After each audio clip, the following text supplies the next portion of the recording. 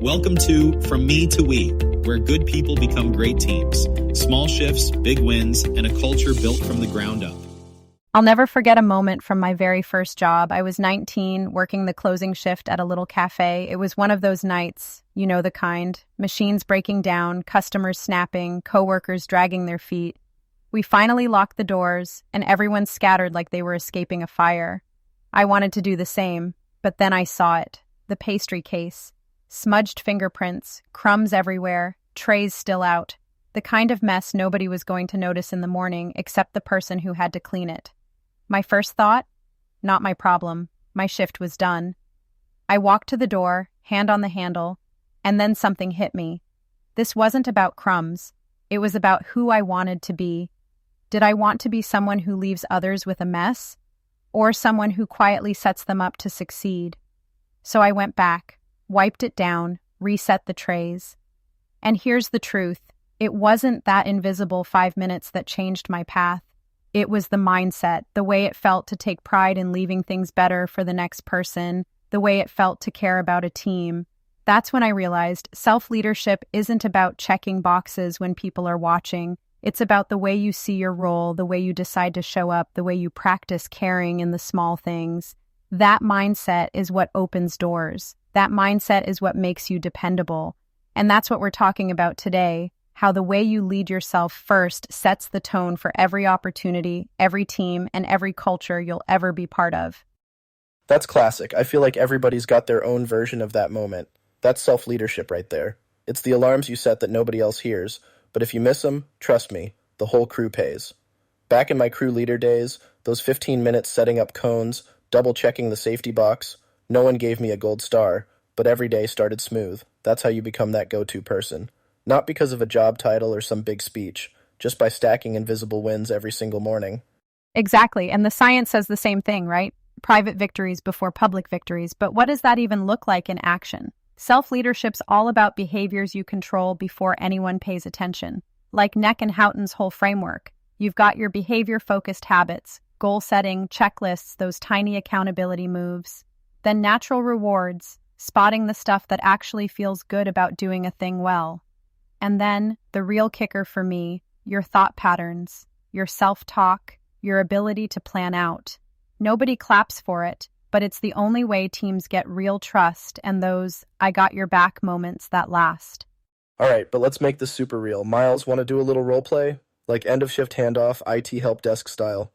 Yeah, picture this. Hey, I'm closing out ticket number 4127. If it pops back up, my rollback plan's in the notes. Step A, capture logs. Step B, initiate plan B. Anyone on night can jump straight in, no mystery. That's what trust looks like, right? Exactly. It's receipts, not promises. Show your work so the next person actually trusts what you did and doesn't waste a bunch of time. Or worse, get stuck cleaning up avoidable messes. Tangible stuff, like checklist photos, or that little post-it with step-by-step notes. I've got crews who snap pics of a staged job site, so next shift shows up knowing everything's tight. No surprises, no guessing games. Which brings us to my absolute favorite quick hack, the 5x5 protocol. Doesn't matter if you're a head nurse or running an espresso machine. First, clarify your top 3 priorities. Then 5 minutes staging what you'll need. 5 minutes absolutely focused, like phone away, do the one thing that moves the needle. Then 5 minutes to close. Log a win, a snag, and a fix, and leave a sharp, clean handoff for the next person. It lets anybody go from wishful thinking to, process legend. Here's how you can use this tomorrow. Make if-then rules, like if it's 10:55, then I prep for my 11 o'clock call. That tiny move almost doubles your chance of actually doing it. Second, try WOOP. That's wish, outcome, obstacle, plan. For example, if I catch myself drifting, then I set a 25-minute focus block. Simple, powerful, and this one's huge. Get your phone off your desk. Research shows just seeing it lowers your brain power. Out of sight, and you'll get more focus back instantly. Stack enough of these moves, and you'll notice something. Your habits start shaping your culture, one rep at a time. Here's the punchline. Be the dependable one. I don't care if you're staging kitchens or closing sales. Being that person everyone can count on comes down to these little moves. I'm talking open and close checklists, clean end-of-shift notes, even snapping a photo of a finished setup. That's what I call reliability receipts. No manager in the world hates a shift where they show up and everything's where it should be. It's not magic, just habits you can run tomorrow. Like I said, nobody really applauds when you're prepping the break room for the opener. but everybody notices when you don't, right? Yeah, and it's the stuff great coaches and smart companies reward every time. Nick Saban talks about the process. Don't get hung up on the scoreboard. Just focus on the next rep, every rep. It's humble, hungry, smart ownership mindset. If you mess something up, fix it end to end. Don't wait for the boss. And set yourself a mini standard for today. Maybe every client gets a post-call checklist or every tool gets put backstaged. Those are the things that make you the person teams trust, not just tolerate.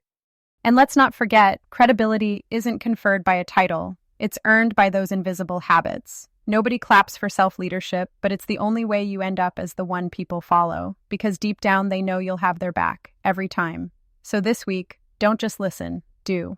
Yeah, take the action. Don't just go, oh, that's a cool idea. Actually try it. Post your mini checklist, your 2-minute win, a photo of you and your team to the community. The urgency's real. Habit science says these micro wins actually compound, so block out even one focus window tomorrow. And let's keep this conversation rolling. Every action, every share, it matters. Leave your story, your protocol, your win. The community learns from every turn. We're not just building habits, we're building trust. Absolutely. See you all in Chapter 16. You've been listening to From Me to We. Remember, every great team starts with one brave choice.